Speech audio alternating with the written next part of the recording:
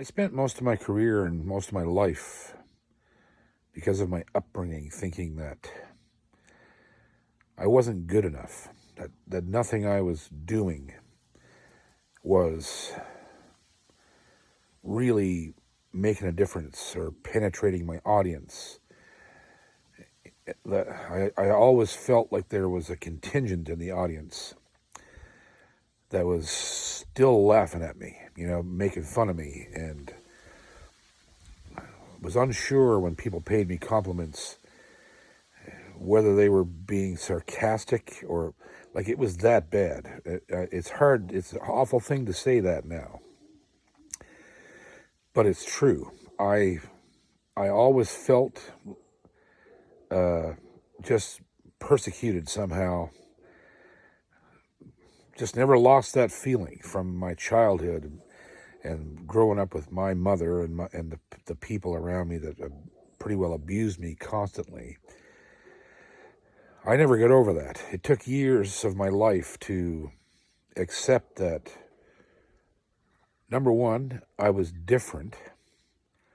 That's the hardest part of life, is if you are different in any way. And I guess we all are. But I mean, if you're overtly, obviously different in some way, the hardest part of life is, number one, to embrace that difference. And number two, to accept and know that other people embrace you as well. It's not as bad as you think. People aren't looking at you as strange as you think they are. Of course, mind you, some people looked at me really strange, but they were mostly my best friends.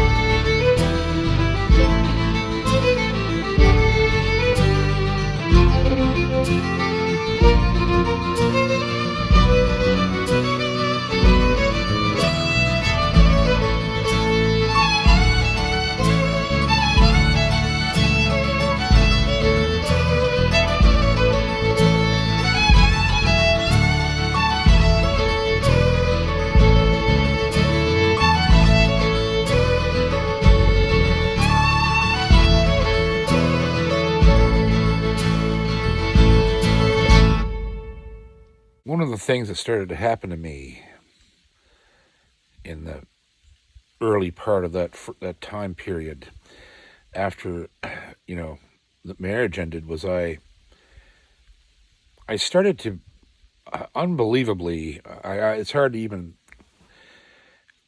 quantify this, but I started to learn how to become a musician. I say that it has a weird meaning to me. The guys, Bill and Mike Elliott, who played with me for several years, we took a great deal of joy in the act of performance. We pushed each other. We tried to outdo one another. We practiced. We invented new things. And the stage became like a playground. And we almost, not almost, I think in a lot of ways, we started to ignore the audience. We would just get up on stage and play to each other, and the audience would just freak out because we were so completely consumed by the performance that it was like they weren't there. And it worked in our favor for quite a while because people were just like, the audience, I think, would feel like they were looking at something secret. You know, they were getting to peek into something that they couldn't see anywhere else. That the interaction between me and Bill, especially Bill Elliott's one of the best musicians ever out of this province, and his brother Mike as well. I mean, we took things very, very seriously, musically, right? But on stage, it was all, we could still maintain that level of, mutual genius, right? But be laughing our asses off. And it was I started to learn how to not pay attention to what I thought were my own shortcomings and just completely live in the moment while playing. It was a liberating experience, and it altered, the way that I saw myself, and altered the way that I saw my career unfolding. But after my so-called retirement, which didn't last long, I moved from the temporary apartment into a little bungalow outside of Sydney, thinking that that's where I would stay and work this this brick and mortar school idea. But that just wasn't getting off the ground, and the guys that were trying to help me, some of my old buddies were, that wasn't working. And Phil came on board, and then Ryan came on board, and I thought, I can't keep... Well, the main thing is that I knew that having Phil on board was going to require me to pay another commission on my income. And so that, I thought, I can't afford to do this anymore. I can't afford to keep a house to live in, the studio in Discoos, and still pay, Ryan and pay Phil. I'm going to lose my ass. So I started searching around for a place basically that could hold my studio and me. And I found a place down outside of Antigonish, a really large house with a beautiful basement in it, which turned out to be full of mold and stuff. But I've had just basement studios are a nightmare. Basements in general. Anyhow, so I rented this place. I think I sort of went into a rent-to-own deal, but again, found out, a week after I moved in there, that the ownership of the house was contended. This woman that rented me the house was also in the middle of a divorce, and her husband sent some kind of a PI, an investigator to the house about a week after I moved in to find out who was living there. I was like, "Who the hell are you?" And he was like, "Well, I represent the half interest in the house." I said, "What are we talking about here?" And of course, he's like, "Well, the ex-husband owns half of this, and he hasn't been informed you're living here, and blah blah blah blah, and she's not allowed to rent this place, and all this, just a nightmare." So I was getting closer and closer to the realization that renting was not for me. But anyhow, I moved in there, left the house in Discoos. Dakota McNamara, one of my best friends, he came down and helped me move off of Ile Madame and get the studio set up in the new place. I set it all up. I soundproofed it. I treated the walls. I got the studio up and running in a really nice space where you could actually work easily, and it would soon become like the studio I designed in that house would sort of become my go-to design for recording studios. I would have to set a studio up 2 more times before I did it permanently. And I just kept going with this design idea, which was really, I just sort of went with the open style, old Nashville style, where you had a large room that you could use baffling and isolation if you wanted it. And if you didn't, you had an open space to record anything you wanted. And you just used microphones, with the right placement and proximity to get the sound you wanted. And so the studio side of things were really looking up. And of course, Ryan was on the warpath immediately booking stuff, and I'm not exactly sure how we settled on this, but I had sort of let the Elliots go because it was along about that time that Mike got cancer. And thankfully he survived it. He's still alive to this day, but he got a terrible throat cancer, the same one that killed Ron Hines, in the same place, same type, same everything, and his life fell apart. And I knew, this is hard to say, but I knew Mike was so loyal to me that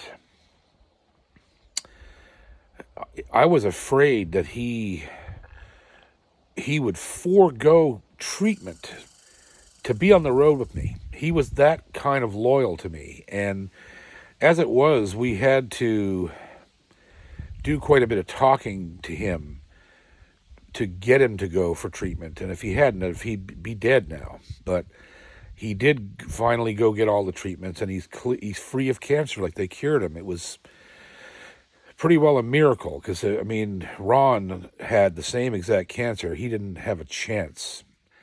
He just died, it was very, very sad. And so, and Bill is a truck driver teacher. He teaches people how to get their truck licenses and make sure they he helps them get their examinations and their air tickets and all this stuff. So Bill had something on the side to go to as well, and I just could see that,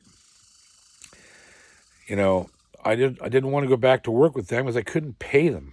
There was Mike. I wasn't going to be able to work, and Bill, could make way more money in instructing truck driving students than he could ever make with me. And I let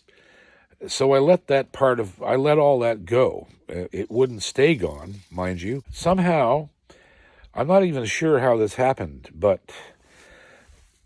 I decided, now that Phil's involved and Ryan's involved, and we're literally going to try to do an actual comeback.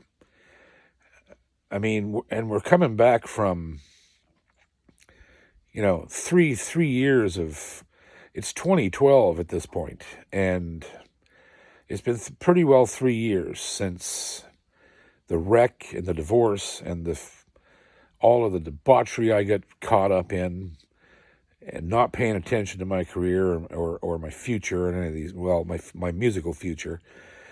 So we're literally making a comeback. It's not just let's go back on the road and do whatever. We were trying to rebuild, to rebrand me, really, I guess is what you'd call it. And somehow we settled on, I said, if I could just find a bass player, would be awesome. If I could just get a bass player, I could really learn this stuff. And because my shows are complicated.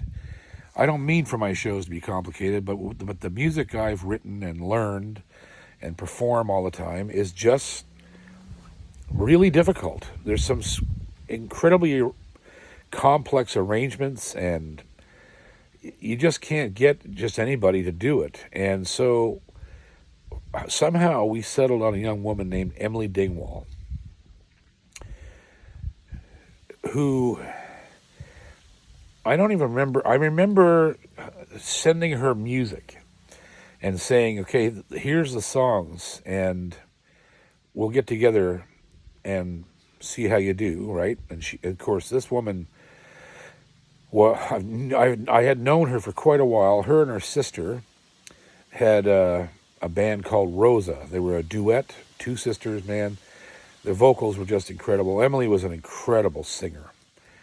still is, and one of the best bass players in the business. And she was in high demand up in Sydney, and so I was pretty happy about the potential of working with her, because she had never really been out in the road very much, I don't think. And I thought this is a great opportunity for her to see what real road work is like, and to see, to have a good steady gig, that'll pay whatever, and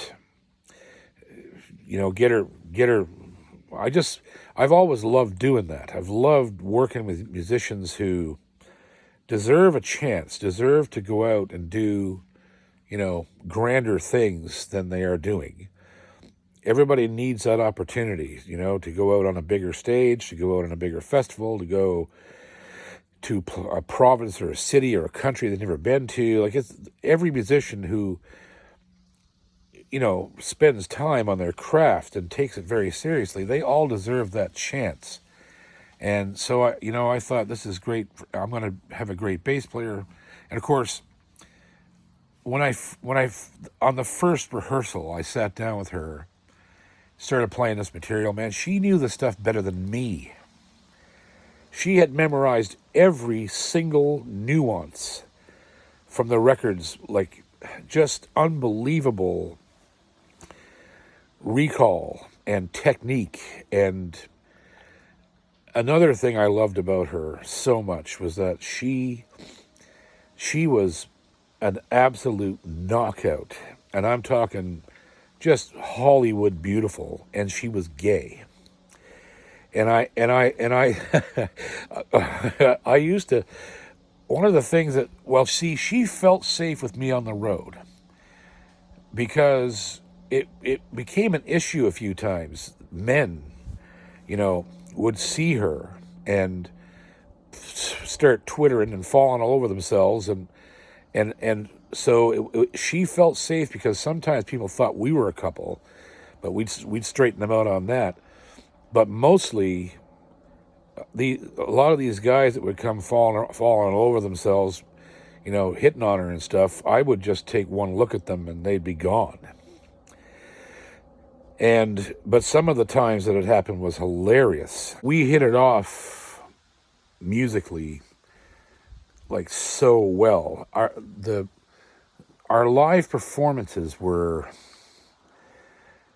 electrifying, because she had such incredible ears. We played with, just massive dynamics. She knew when to be quiet and when to be thoughtful, and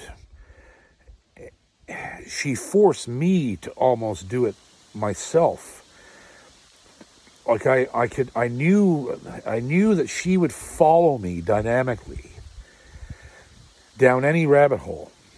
And we just had this wicked chemistry on stage. She dressed cool.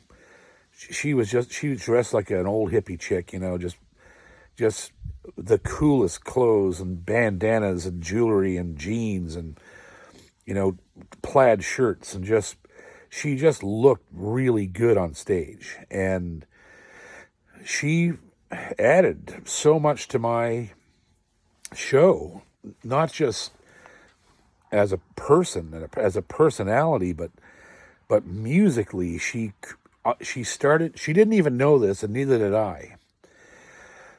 But playing with her for the year that I worked with her was actually the building blocks of who J.P. Cormier would become after she left.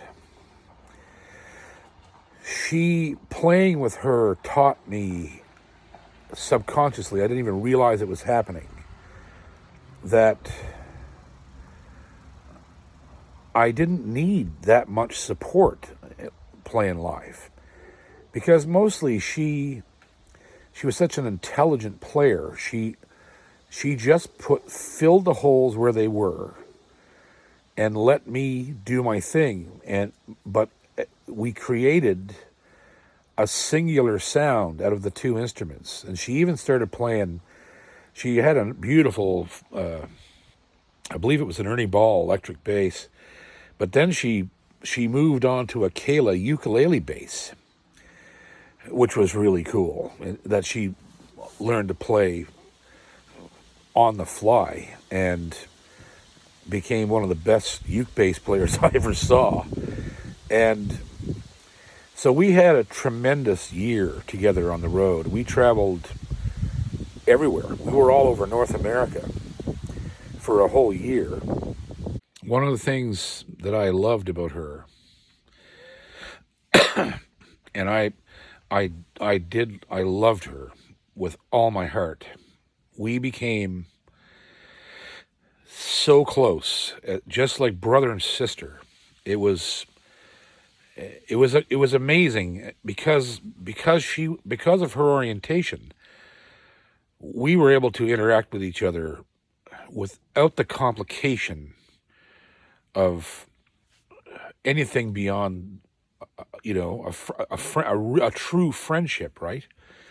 And I was perfectly okay with that. Obviously, so was she, and so we related to each other in a way that I just found magical, because, she and I had some of the deepest conversations about life, love, relationships, the music, the road, the industry, like people that we met, that we knew. Her and I just,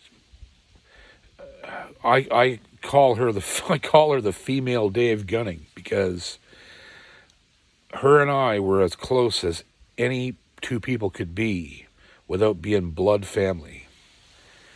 And to this day, when I see her, which is not very often, I run to her and hug her and tell her I love her, and I cry. We cry a little bit.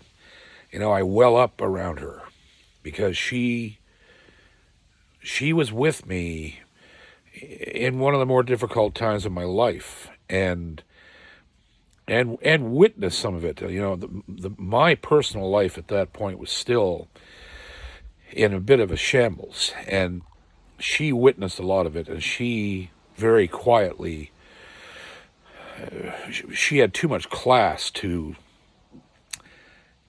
come out and direct me in what I should be doing with these issues, but she very quietly and solidly stayed behind me. Like, she was always there to make sure that I wasn't going to fall over. And she had a girlfriend in Sydney who was a beautiful person, another gorgeous person, like just a nurse, I believe Jennifer is, and so, like, it was just a magic time. That year on the road with her, I don't know, it opened up my eyes to the potential of my own skill set, and the potential of, hanging around with people that were decent, good people, because she was the best. There's the best kind of person, and she taught me a lot. She's much younger than me too. Like, she was old beyond her years. She just had a lot of wisdom, and I think and I've talked about this and written about it. People in the gay community, they have a hard time. A lot of times, their lives are, wrought with, just bullshit. People being bigoted and unaccepting, and, it's tough. And she's only one person that I've worked with in that community. And I've been told so many stories, in fact, that I actually wrote a song about it. It's on my last album. I had to. I found myself compelled to talk about it, because I've never had nothing but fantastic experience with people in the gay community. ever. I mean, I just, and more times than not, they know when someone is accepting of them, and I ended up being a sounding board for a lot of my friends who were gay. And they'd come to me and tell me, this and this and this happened, what should I do? And, I don't know. It was just, there were so many things about my time with her that were eye-openers, And so musically, we were just kicking ass and taking names. And it was along about, I don't know, maybe halfway through that process that I decided, well, I didn't decide, I was forced by circumstances, as I always had been, every time I ever entered into a managerial relationship with somebody, I would always, it was inevitable that I would at some point look around and go, I'm paying 20% of my income to somebody who isn't actually doing anything that's tangible to my career. They may be doing things in the background and this and that, but the truth of the matter is, I, unfortunately, or fortunately, depending on how you look at it, I was raised in this business to, if you're not directly contributing to my ass being on the stage and entertaining people, you can't have any of my money. It's just that simple. Unless you deliver something that is, to me, that is tangible, measurable, can hold it in my hand, and it's worth X amount of dollars, and we know what it's worth, I just don't see the point in having managers. I kept going into managerial arrangements with people, hoping that somewhere along the way, one of them would go, yeah, fuck, I don't know why we're not millionaires, let's do this, and then come up with an idea that would actually generate me millions of dollars. But as the industry changed and was in big flux at this point in 2012, management, and even to a certain extent, never Ryan, but some people, and I won't even, Ryan doesn't even count because he's in a class by himself. But these guys who were ending up with these humongous agencies that had 20 agents, and they were mostly into booking, the Bare Naked Ladies and Rush and like the biggest commercial acts in Canada or the States, people were going in on with these agencies who just weren't at that level. Like me, I can't play stadiums. So, but you'd get stuck there with some guy, some flunky guy who, the reason he's booking you is because he hasn't got the chops to book these bigger acts. So they're using you for training and fodder for the lower echelons of their companies. And like everything was just changing all the time. And it still does, obviously. We've gone through a major change in the last 2 years because of the pandemic. So, but I have always been adapt, reacquire the target, fire the guns. That's what I've always done my entire life. I never hit a brick wall in the industry and said, I'm done, whatever, I can't do it the way I was doing it before, so I quit. I've never been like that. I decided to leave the road and try to do something with my other skill sets, which didn't last or work out. But I've never been confronted with something in the industry that defeated me. I refuse to let the industry defeat me. And they've tried, believe me. There have been numerous times when entities and organizations inside this industry, I found out after the fact, have gone out of their way, to screw me or leave me out of something or whatever. I don't even know what causes it except, as I've clearly illustrated to you many times during this series, I've been an asshole to a lot of these people because I don't get along with authority. And I don't think that anybody who claims to be an authority over me knows fuck all about music, which is usually the case. They don't know a goddamn thing about what it takes to actually write a song, get on stage and perform it, the rigors of being on the road 300 days a year, living in a suitcase. They got no concept of that. They're pencil pushers and paper shufflers. And I hate that. I don't think that has any part in music. And it's only a detriment, and it's only a benefit to 1% of the industry.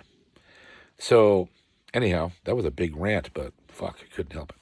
So we were out on the road, and I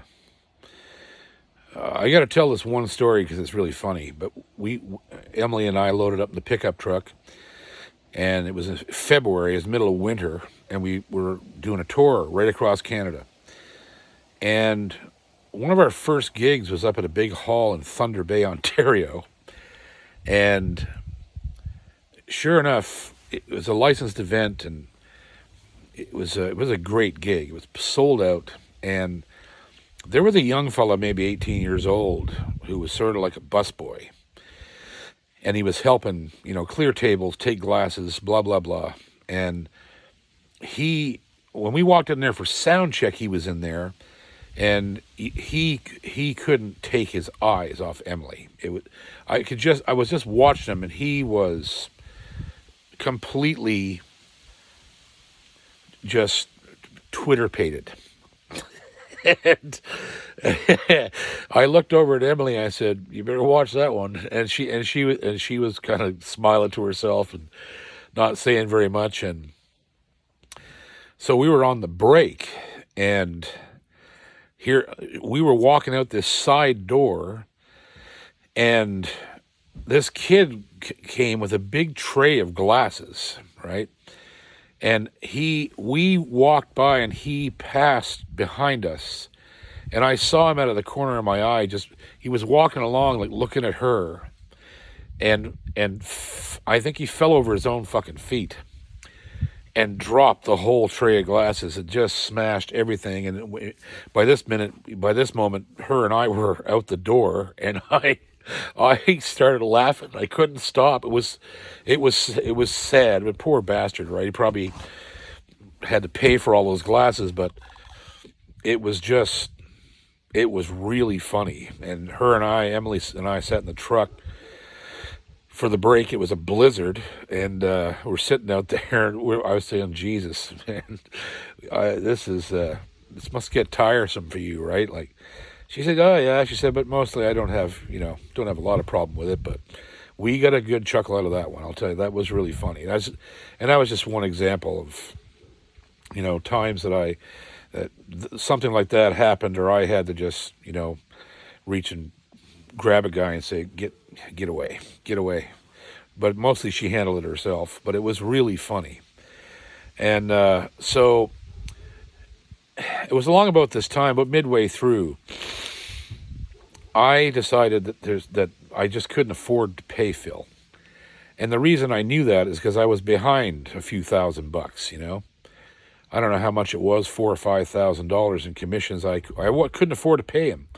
So he was just carrying this balance, and I decided, well, that's it. I just can't do this. And so I called Phil up one day. I don't know how exactly I did it, but I just called him up and said, well, there's no point in doing this because I'm not making enough money to pay you. So I don't see what the point is, right?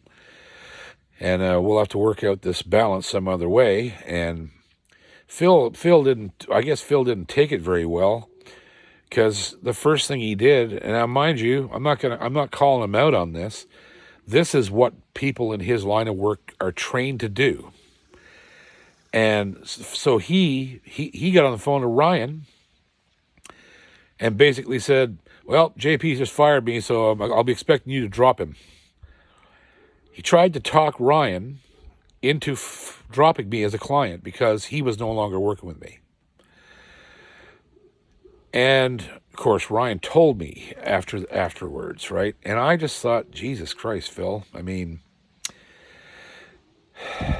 I immediately forgave him because I knew this is how this industry works, right? This is not Phil Dubinsky doing something that has never been done before, that is the depth of depravity.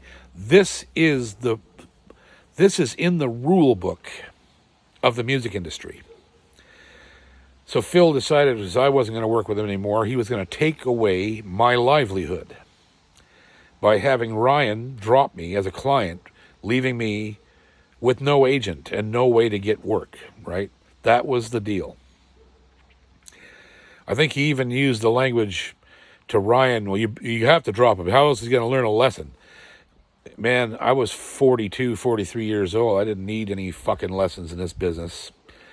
I learned all my lessons in this business 20 years before I ever met Phil. And that's what a lot of people don't realize, why Phil used to call me unmanageable, because I'd seen every dirty trick in the book at this point and had years before. It was no mystery to me. The reason would be considered unmanageable by him or anybody else is because they can't piss down my leg and tell me it's raining. I don't believe any of the fairy tale bullshit that people talk about when they're discussing the potential of your career. I'm a realist. I know who I am. I know what I do. I know how much my records sell. I know how little I get played on commercial radio, which is almost nothing. I know where I stand, and I need somebody to stand there with me and look at the situation rather than, well, we could probably do this and that and put you on this tour and that tour, and you still could get a record deal. No, you can't. I can't. So anyhow, that all passed by. I ended up, Phil took over the management of the Triangle Tavern in Sydney, a beautiful Irish pub. And I ended up going to play some shows there, I don't know, 5 or 6 times for free. And that paid my bill to Phil. And to this day, I still go there and work for Phil. And he takes good care of me. And Phil, there's not one thing wrong with Phil Dubinsky. Phil is what the industry allows him to be. And beyond, because I said earlier, I think in the last episode, a lot of people disliked Phil because Phil was in your face and made no bones about it. Like, just had his opinions about the industry and about people, and most of the time he was dead on the money. And people just don't like that in this industry. Anyhow, Ryan stuck with me, as he has for a decade now, and we just went on. We went on. That was that. And so it was getting, and I'm probably going to end with this segment. It was getting near the end of the time for me and Emily. Emily, I didn't know it. Well, I suspected it because I'd seen so many other people go through it with me, because my touring schedule was absolutely ridiculous. And I could see Emily, I think getting a little fatigued. And I wasn't quite sure what was going to happen with all of it. And she also had dealt a few times with people in my personal life, which was not pleasant for her. She didn't want to become embroiled in it, but there was a couple of times when it was inevitable. And she, very bravely and stoically took it all in and stood by me and whatever, and just did what she had to do. But I'm quite sure she didn't really want to get involved with all that shit. And so by this time, I had moved again because I was, again, moving around based upon the people who were in my life. And this time I found a place in Pictou County, not 10 minutes from Day's house, a beautiful A-frame house secluded up on top of a hill with a wicked space for my studio on the bottom floor, it was just a beautiful home. And I would end up staying there for 5 years. And so I had moved there. It was really starting to, get my shit together, and was making money. And I was at the end of, I was at the very end of some relationships that just needed to end. And finally, you know, was able to fire a few people out of my life that needed to be fired out of there. And so Ryan had this humongous tour, which basically went from Halifax to Victoria and I was going down to Mississippi and Nashville, then back up to Ontario, and then back out to Halifax. And it was huge. It was 75 days. There's like 60 shows or something in 75. It was just a ridiculously intense, 2.5 months is what it was. And I got a text from Emily one day, and she quit me. She obviously was not mean about it or anything. She just said the truth. I can't stay away from Jen and my family and home. I just can't. I'm finding it difficult to stay away that long. And I understood that perfectly. I did get a little angry with her. I think one text I sent back to her that was a bit perturbed, but only because we were about to leave on this huge trip and I had no way to replace her. And so we had a little bit of a back and forth, and then that was it. She was gone. And lo and behold, I didn't replace her. I couldn't. There really was no way to replace Emily Dingwall. She was a consummate musician, performer, and one of the easiest people to be on the road with. There was just no limit to the joy we had on the road. And while it was really hard on her, the traveling, the distance from her people, that was tough. But when me and her were out there, we had a fucking blast. And so there was no way to replace her. I just couldn't see it. I could think of nobody that could even come close to what she offered. I decided, and I was depressed about it. It broke my heart. She didn't mean to, it wasn't her that really did it. It was the loss of her, right? The loss of having somebody who was so musically attuned to what I was doing, and I could count on every day to be ready to go, do her job, no difficulties, none of those things. And I was pretty down and realized, I remember sitting in my living room in Westville all alone, and I thought,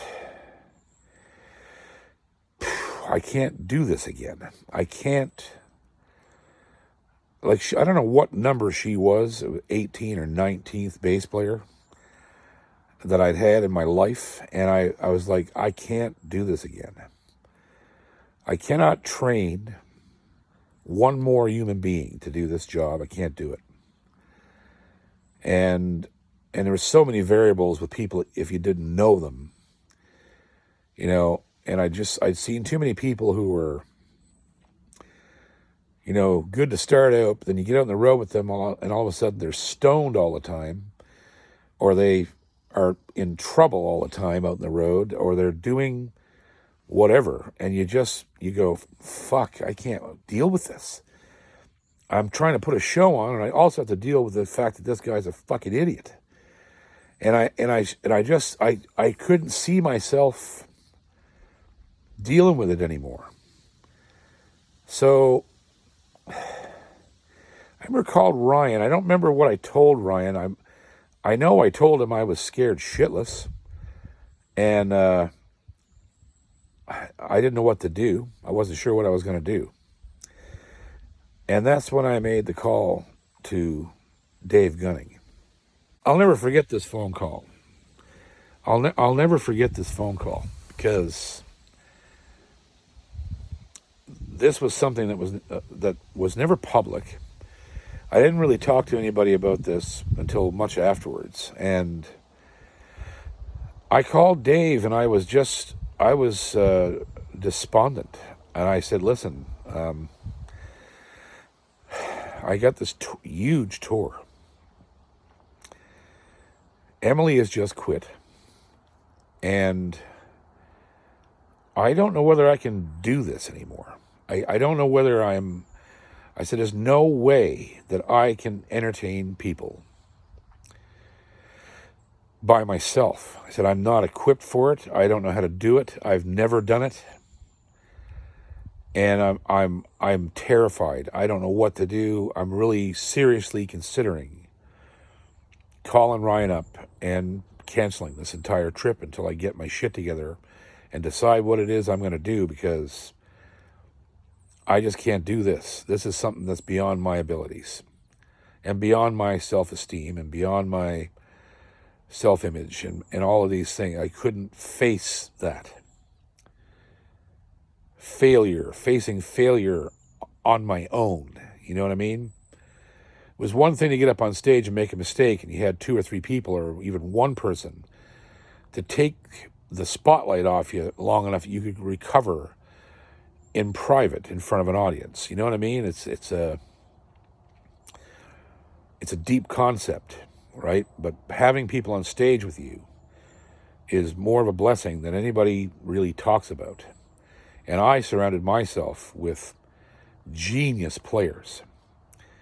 And Emily was just the last one in the line. And so I told David all this, and Dave was quiet for a minute. And then he got dead serious, which doesn't happen much with him. I could hear it in his voice that he was about to say something to me that he wasn't sure how I was going to take it. And he said, JP, that you need to grow a pair. You need to grow a pair, buddy. You don't need anybody on stage with you. The people that come to see you come because your name's on the marquee. The band is not listed. They don't know who's going to be on stage with you, and if you show up there alone, they're not even going to notice. As soon as you start to play and sing, they're going to get what they came for. And you need to stop being so afraid of yourself.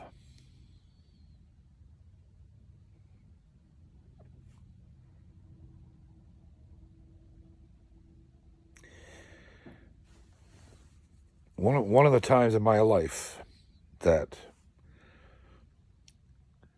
Dave Gunning saved my life. It doesn't sound like much now, right? But I needed to hear that.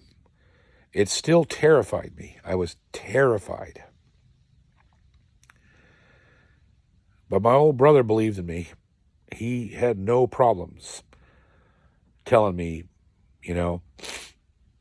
pull up your big boy pants and get the fuck out there and go to work. And so I did. I'll never forget that trip. It was unbelievable. Me and Jack, the dog, in the pickup truck, alone.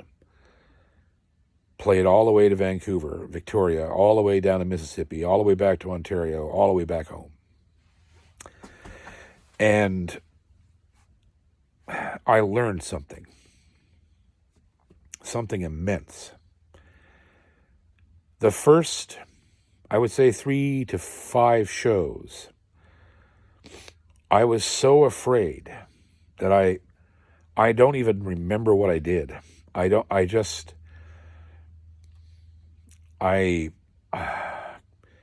was terrified. And I'm sure the audience could see it. but it actually made me play better. So I was on top of my game that way. But then by the sixth show, something happened. I got up on the stage and I looked out at this sold out room and I thought, these people are not going to pull me down off the stage and eat me. Nothing I'm going to do is going to be that bad that they're going to walk out or throw things and so I walked out on stage that night and I started talking to them. Just like I'm talking to you right now. I started to converse with my audience. I told them the truth. I was like, I'm scared shitless. It's the first time I've ever played by myself in my life, an entire show. Like to try to come here and entertain you by myself is a big leap for me. And I told them stories. I told them about my life. I made all kinds of jokes. I made fun of myself. I made fun of them. It became something absolutely magical. And I remember coming down off I don't even remember where this was, but it was a big hall, sold out. And I remember coming down off the stage that night, and I was there for 90 minutes after the show, signing autographs, and I sold every record I had brought into that building was sold. I sold out of product. And I suddenly woke up. I was just like, holy shit. Dave was right. They don't care anything about anything except me. They want to do two things. They want to hear me play and sing, and they want to know who I am. And that one trip began the rest of my life. I've been doing what I did that night, every night thereafter, to this very day. I have no problems whatsoever getting on stage by myself, and I didn't after that night ever again. As a matter of fact, to a large extent, I prefer it now to almost anything, with the exception of being on stage with Dave or Bill as well. And it opened every door for me. It opened every door. I became a better guitar player because I had to become more entertaining. So I had to go back to my roots. I had to restudy Chet. I had to restudy. I built this friggin' show out of all the things that I loved to do and told the audience why I loved them. And I talked about the parts of my life that were tragic that could be made fun of. Because there's always humor in everything, right? And they ate it up. They loved what I was. And I didn't even do anything. I took all of my lead from them. That's how I did it. I didn't try to assume anything about the audience. I walked out on stage and I looked at the audience and thought, okay, these are my people. These are my kind of folks. And I just matter-of-factly just talk to them the same way I'd be talking to you if you were sitting right here across from me. And it changed my life. It changed my career. It changed my recording techniques. It just changed everything for me instantly. That one show, and I'm unfortunately just can't remember where it was, but that's nothing new because of the number of shows that I play a year, but altered everything. Everything changed. And I owe it to Emily for being with me for a year and then quitting me. I never would have made the leap without that. I owe it to Dave, big time, because Dave was the only person in the world that would have taken the chance on saying something like that to me. To address my fear and address my trepidation in such a naked manner. He just laid it all on the table, and that's Dave, man. Dave's the most solid human being I ever knew in my life. And so there we go. That takes us up to 2000, the end of 2012. And things were about to get really interesting from that point. But yeah, to this day and evermore, there's really nothing I like better than going out on a stage with a group of people in the audience and sitting on a chair, telling them what I think at the moment and in the past and the future, and tying that all into my journey as a musician. There is nothing better than that. It's the best thing in the world. Best thing in the world.